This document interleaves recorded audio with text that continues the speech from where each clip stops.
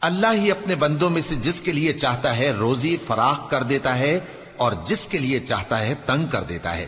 بے شک اللہ ہر چیز سے واقف ہے۔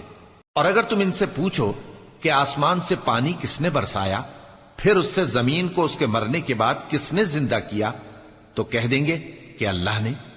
کہہ دو کہ اللہ کا شکر ہے، لیکن ان میں اکثر نہیں سمجھتے۔ اور یہ دنیا کی زندگی تو صرف کھیل اور تماشا ہے، اور ہمیشہ کی زندگی کا مقام تو آخرت کا گھر ہے۔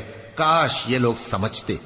پھر جب یہ کشتی میں سوار ہوتے ہیں تو اللہ کو پکارتے، خالص کرتے ہوئے اسی کے لیے اطاعت کو، لیکن جب وہ ان کو نجات دے کر خشکی پر پہنچا دیتا ہے تو جھٹ شرک کرنے لگ جاتے ہیں، تاکہ جو ہم نے ان کو بخشا ہے اس کی ناشکری کریں اور فائدہ اٹھائیں۔ سو خیر ان قریب ان کو معلوم ہو جائے گا۔ کیا انہوں نے نہیں دیکھا کہ ہم نے حرم کو مقام امن بنایا ہے؟